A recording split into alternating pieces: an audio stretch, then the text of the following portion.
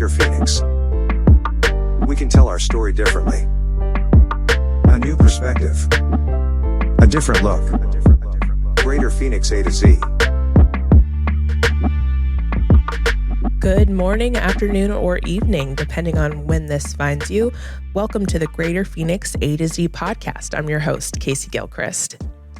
It's been a couple of months since you last heard from us, but we've been working really hard over here at GPEC, and we have a very interesting episode for you today.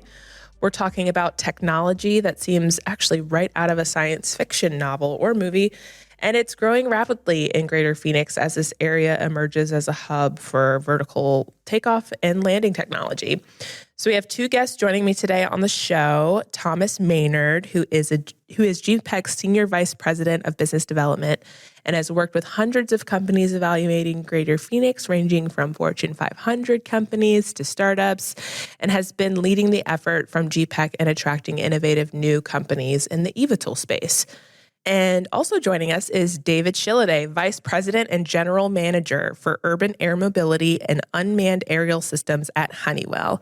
Dave, welcome to the show. Thank you so much. Thanks for having me in your beautiful facilities here. Awesome. So tell our listeners a little bit about you. So my name is Dave Shilliday. I'm the Vice President and General Manager of Urban Air Mobility and Unmanned Aerial Systems for Honeywell Aerospace. And that's a mouthful of a title. And effectively what that means is I support all of our customers who are developing these new aircraft in VTOL, vertical takeoff and landing, electric or hybrid electric powered aircraft, as well as autonomous aircraft. So think drones or think future unmanned aircraft. And for those who might not know what eVTOL is, let's jump into that. What does the acronym stand for? Vertical takeoff and landing. What's the E? Electric. Okay.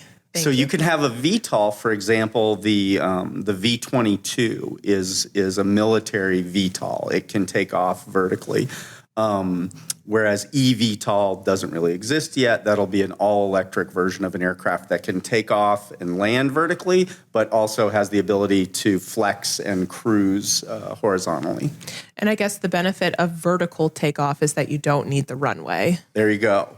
And so we'll get into some other options like that. There's also what's called an eSTOL, which is an electric short takeoff and landing. So if we think of a VTOL as having the ability to drop in on a helicopter pad or a tennis court, a stall or short takeoff and landing is really a soccer field. Mm-hmm. So you can imagine it would open opportunities if you didn't need to have a full runway, but anything the size of a soccer field is also available to you.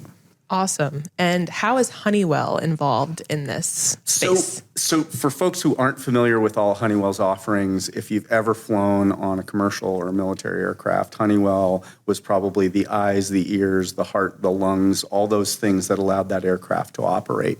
We make avionics systems, we make engines, we make backup power, we make wheels and brakes, you name it on an aircraft, we design and manufacture it. So historically, we have a long legacy in aerospace. Specifically to the UAM, UAS market, we've leaned way in. We've said we think this is going to change how people fly. And so we set up an independent business unit, not only to sell to those customers more effectively, think a very nimble, agile team that knows how to work with startups, as well as an engineering team that's developing those offerings that this unique set of customers might need. And one example of that is autonomy, right? Not every aircraft is looking for autonomy today, but a lot of these eVTOL UAM customers are already thinking about a day when they won't have a pilot, and we're trying to help them with that. And what's driving this interest in electric? I mean, I know the whole carbon conversation is really important, but what is so interesting? Why is Honeywell investing in this? Yeah, so let me back up just for a sec and say all aviation, every aircraft flying today is responsible for about 2% of carbon emissions. So that's not to say there's nothing to solve there, but it's a relatively small amount. However, it gets a disproportionate amount of attention, right? When Leonardo DiCaprio flies to Cannes on a private jet, or when Al Gore flies to Davos, it gets an perhaps an unfair share of attention. So they're going to decarbonize their technology probably faster than others have. So that's the backdrop.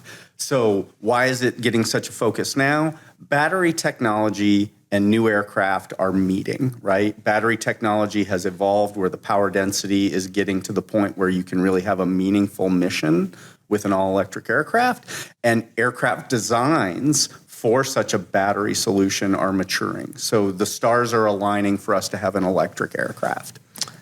And how close do you think, I think the first thing when you talk about eVTOL, people just think about the Jetsons, people flying around everywhere. I was just about to say the Jetsons. So there's obviously still regulatory issues and guidance that the FAA is going through right now. How close are we to actually seeing all of these people out in the commercial market? Yeah, so there is an example in Europe. There's the Pipistrel Velis, which is an electric trainer aircraft. So two-person trainer fixed wing aircraft, but it's all electric. It operates on batteries.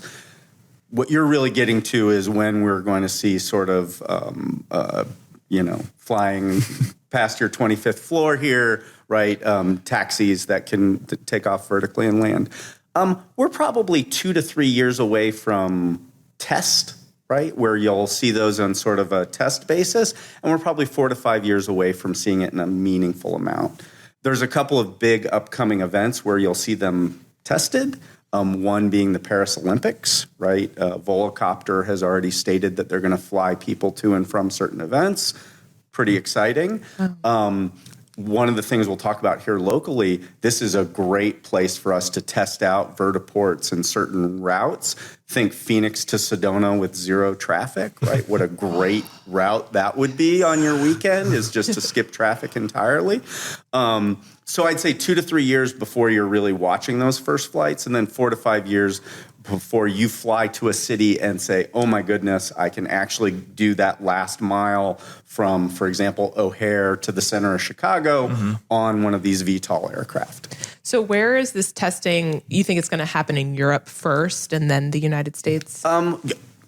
I just gave the example of the Velis because it is already approved in Europe and it hasn't been approved yet in the U.S. I think it will be equal parts.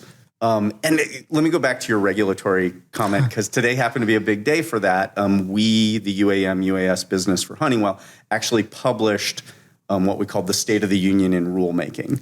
And we took all the various rules and regulations and where they are in their relative stages of maturity, and we published that today.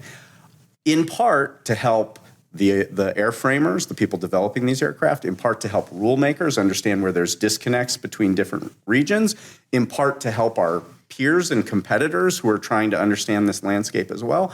We have a vested interest in seeing this market mature, right? And so we're not narrowly focused on those solutions that we offer today. We want to make sure that there's a healthy, ecosystem developing.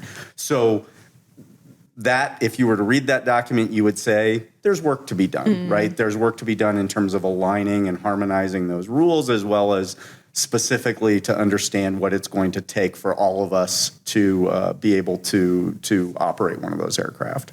And you touched on this a little bit already, but what makes Greater Phoenix the perfect testing location? Oh my goodness. Well, as you know, when folks like Waymo have used this for a test bed, it's because there's fairly wide streets and there's a fairly square grid here in Phoenix. All those same things would be true for the types of applications that you'd want to look at some of these aircraft for. You also have some great test cases, right? I brought up Phoenix to Sedona, Phoenix to Flagstaff is another great one, right? Think on an average Friday, what that road looks like, what are things we could do to improve congestion there. Those are great test cases for us to try out. And there's a lot of airport facilities, a lot of smaller airports throughout Greater Phoenix and throughout Arizona that can be used to launch and land these aircraft. And do you need to be at an airport? You don't. So that's a great lead into, the development of vertiports or the development of other sort of central hubs for these. Ultimately, a vertiport is going to be a glorified bus station, right? It's just going to be a place for you to land those aircraft, charge those aircraft, potentially a place for the pilots and customers to queue. One of the obvious places to put it is at an airport, in part because you have, the regulatory environment, but also because if you want to go the last mile from when you landed in Sky Harbor, you landed in Deer Valley to Central Phoenix, you could do it that way. I think from the economic development standpoint, what's interesting about this or any new industry is there's a huge opportunity of where is going to be the next hub for, in this case, eVTOL. We think we have a pretty good business case. Aerospace and defense has been a legacy industry for Phoenix for decades. But I want to throw that question to you of what do we need to do as a state, as a region to be the hub for this type of development in the future? Yeah, and I think there's a few frames of that. One, we're well engaged on, but we can always do more, and that's around developing talent, right? The engineers and the business people who will drive this market, we need more of them. And the more local talent we can get, the more it's going to drive that center of mass here in Phoenix. Think of Silicon Valley and how you get that center of mass and they all branch off and start their own companies. We want that same thing here where we're developing the best and brightest so that they can go off and develop the next solution. Full disclosure, I am local talent, so when I use that phrase, I use it with... You're talking about yourself, yeah. I'm talking about it with nothing but love. The other is that would naturally drive us to be an early adopter of this technology, right? The fact that Honeywell sits at these airports, we would be testing these aircraft there. Naturally, that's going to drive those airports to be more engaged in how to get these solutions woven into their existing infrastructure. And then I use the word infrastructure very intentionally, and then it's going to drive us, right? We're going to be the first to know what the new infrastructure requirements look like, right? Think charging stations for aircraft, and we'll be an early adopter of how we develop that as well. I might have a silly question for you. Would somebody have to go to a specific pilot school? That is anything but a silly question. That is a great question, and it's one of the things we're working through in the rulemaking. Today, it would largely be the same set of rules that think a general aviation pilot, somebody who goes out and flies their little King Air on the weekend, would be required to learn. We're trying to do a number of things in how we develop the interface of these aircraft, the cockpit of these aircraft, to make that bar a little bit lower. We know we're going to need more pilots than we have today. We can't keep up with the demand that exists for travel, post-pandemic anyway. Now you add a whole bunch of new short-range aircraft to that, and you say we need X amount of new pilots. That's a huge problem. So part of what we're actively doing through technology first and then rulemaking second is going to be how do we lower the bar, not from a safety perspective, but from a hours of training perspective so that we can get those folks into the cockpit sooner. And I guess this leads into perhaps autonomous. If there's not enough talent, how does that come into play? Yeah, we certainly see a phased approach towards autonomy. We have something we call simplified vehicle operations, which is a nice way of saying how do we let technology make the process of the acts of the pilot easier, right? More intuitive, less training, less hours of training. That we see as the bridge towards autonomous aircraft. And so a lot of these customers, what you'll see that they're doing is they're trying to have a simplified cockpit in expectation that someday there's no need for a cockpit, is that you'll get on just like a Waymo and the aircraft will fly itself from point A to point B. Much like the first time you got in an unmanned cab and there was sort of a leap of faith, it's going to take a while to get folks comfortable with that. And we think the simplified vehicle operations is part of that path. Interesting. Can you talk to safety on it? That might be maybe one of the first things that people will talk about, especially the electric aircraft. It's a new thing. There's obviously inherent risk in any type of aircraft. Aircraft are very safe, but are those concerns is any different than a typical rotorcraft? They aren't. And as you mentioned, aviation's incredibly safe, and there's a reason why we all feel comfortable flying the way we do.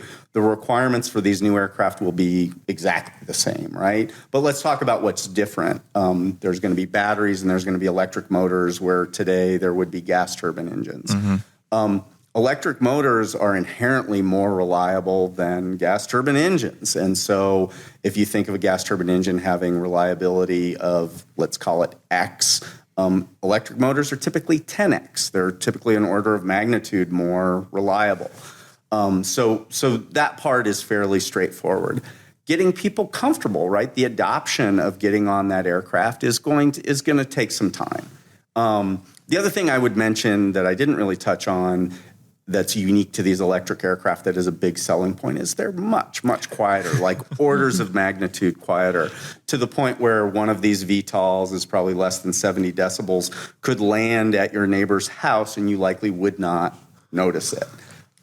That's a dramatic difference from having a 737 land even down the street from you. Mm-hmm. So that's a huge part that they've developed into their aircraft, knowing that if they're going to get broad adoption, it can't be, right, even as loud as the quietest of helicopters. It's going to have to be an order of magnitude quieter. And touching on the supply chain of this industry, because that's something that we're nuts and bolts of GPEC, is how do we attract the supply chain so that we can become a future hub? What industries or ancillary industries should we be aware of? Oh, that's another great question.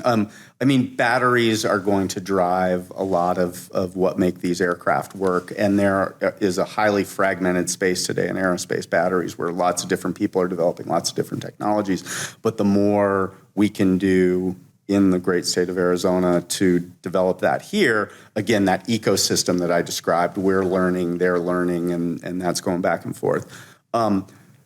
The majority of the solutions that are required for the aircraft, we have great technology and partners here in Arizona who are developing that. Think electric motors, think aircraft systems like actuation that we do in our Tempe facility, the avionics that we do up in the North Valley, and that lots of our competitors do here in Phoenix as well. You know, great companies like Raytheon and Collins who develop some of those same solutions. We want that whole ecosystem to grow, right? We want them competing with us and creating a great market for that. Do your engineers at Honeywell, is this the cool thing that people, that this is the projects that they want to work on? I'm just trying to think of someone that just graduated from ASU, they want to get into aerospace engineering. They want to probably work on this as opposed to, you know, some other regular aircraft. It's a challenge for my peers. It's not a challenge for me because you're exactly right. When I go talk to early stage engineers, they are chomping at the bit to come work in this part of the business. We have lots and lots of demand. We have aerospace projects, you know, as far as the eye can see. And so as much as we've struggled to fill some of those roles post-COVID, I don't have that problem. And so all my peers who will listen to this will sort of shake their heads in disbelief, but that's absolutely true. We get the pick of the litter relative to people who want to work on this because there'd have to be something medically wrong with you to not want to be a part of this really cool technology. And we just attended an international, trade conference of companies of all shapes and sizes who want to invest in the United States. What countries do you look to when you're looking for startups to kind of partner with or bring new technology to the table? That's a good tie into how international this business is. So we have a partnership, for example, on the electric motors, on the electric propulsion systems for these aircraft with a company called Denso in Japan. And Denso makes the electric motors for Toyota and a number of big automotive companies. So imagine highly reliable, low cost, right? They can manufacture these at scale. So we have partnerships in Japan. A lot of customers who we partner with on various technologies in Europe. Lilium, one of the first aircraft that will launch, is out of Germany. Vertical Aerospace, which is going to be one of the early aircraft to launch, is out of Bristol in the UK. And the list goes on and on and on. There's also a long list of them here in Silicon Valley, where they're doing development of those aircraft as well. But literally dotted across the planet, you could find a list of our customers. Awesome. We'll take note of that, Thomas. Yeah, absolutely. Yeah. Another question, kind of shifting more general terms. How is this going to disrupt air travel of the future? Yeah. It could be that what it disrupts first might be more traditional, last mile, right? Mm-hmm. The Uber you get in from the airport to wherever you're going could disrupt that first because you now have a much easier way to do that. You carry your bag from the Terminal 4 over to the vertiport, and 15 minutes later, you're in Sedona. It's a pretty good. That's nice. That's a pretty good gig. Where you might feel it first is in things like drone delivery. And so a lot of those autonomous applications for VTOL, the first ones you'll see are going to be drone delivery. Why? Because your packages are less sensitive to the fact that they're getting on an autonomous aircraft, and they probably won't vote, to not do it. And so one of the first ways you might feel it is seeing deliveries come to you faster, or deliveries come directly to your home that historically had to go that last mile via truck from Amazon or FedEx. And it could just drop it in your yard, essentially. Yeah, if you Google or look on YouTube for a company called Zipline, they have some amazing stuff they're doing, particularly in the developing world, to drop off blood and other critical supplies. Zipline originally got started as a package delivery company out of Silicon Valley, and I think you'll see more of that technology taken on by folks like Amazon. But even think larger, imagine something like getting a specialty motorcycle delivered. There are drone applications that could carry something as big as a car to you. Wow. That, again, the barrier to doing that is a little bit lower because the passenger is a package and won't complain about the initial bumps as the system is worked out. And this passenger taxiing, eVTOL taxis, is it going to be, I just think of available to everyone, or what's the cost of that? What's a ride to Sedona? So I would say it has to be competitive with your next best alternative, or nobody's going to take it, right? So whatever it costs you in gas and maintenance and all those things, or what it would cost you to take an Uber from point A to point B, it has to compete with. So how's it going to do that? Part of it is that it's going to be electric from the word go. It's not going to be dealing with fuel. It's going to be able to turn those missions much more rapidly because it's not stuck in traffic. So there are a lot of economic tailwinds behind it. But the technology has to get you there, right? Because if it's not commercially competitive, and we've seen this every place, it's just not going to get rapid adoption. If it's just another helicopter, right? Nobody. That's not going to have legs. For it to be enduring, it's going to have to be competitive with the solution you would otherwise take. Well, it seems like there's a lot of venture capital going into a lot of these companies, and it's great. It's great to see a lot of them are startup brands and startup companies, but it's nice, or I guess maybe assuring that there's some big players on the back end that know what they're talking about. So that, because I would imagine, some of these new companies, they would probably like to have Honeywell as a partner who's like, hey, we've done this for a couple of decades. We kind of know how to get things up in the air. Right. And we're very critical of their business model, right? If we're going to work with them, if we're going to partner with them, we're doing that at the expense of something else we would go work on.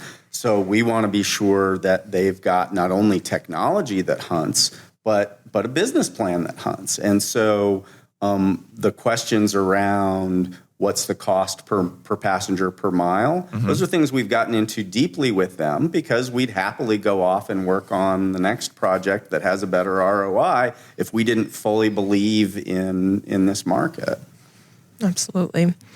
This whole industry is just so futuristic, but it's so within range of feeling it and touching it. So it's really exciting. So are you already in talks with, the major universities in Arizona and I'm sure across the world to help, start planning for the curriculum of the future? Yeah, absolutely. In fact, there was some great engagement with ASU recently. They published a paper on sustainable fuels, and I happened to reach out to the author of that paper, and then he put me in contact with somebody else, and slowly but surely, those connections around these future technologies and the trades of these future technologies and how it could inform how he was going to teach his class and how it can inform then those students that we ultimately get as interns. It's just this virtuous cycle that you can create. And you mentioned, one ingredient to make Greater Phoenix a hub for this future industry is talent. But is there anything that would prevent us from being a future hub? Yeah, I mean, being late to the game in terms of regulation certainly is something we worry about. Senator Sinema is a big advocate of ours, and we've presented to her and her staff before on this area and the help we need relative to rulemaking at a federal level. But at a state level, we should be having those same conversations, right? How do we ensure that Phoenix is being positioned so that it's not just an open and friendly place for this industry, but the leader, right? Leaning into this space. Absolutely. And I think Arizona has a great precedent for lowering the barriers of entry, especially in the automotive space. So we'll keep our fingers crossed. And I think you have good backers behind you. Right. If y'all tell us the recipe, right, for how Waymo and others have done it, we want to replicate that because we think that's a great story. Why wouldn't we want more of that being developed and people being excited about it here in Arizona? Absolutely. Yeah. I know Chicago made that huge announcement with United Airlines, but hopefully we can bring that. Yeah, we'd certainly like to one-up that in terms of some opportunity. But Archer, who made that announcement with United, a big customer of ours, we have the actuation systems on that aircraft.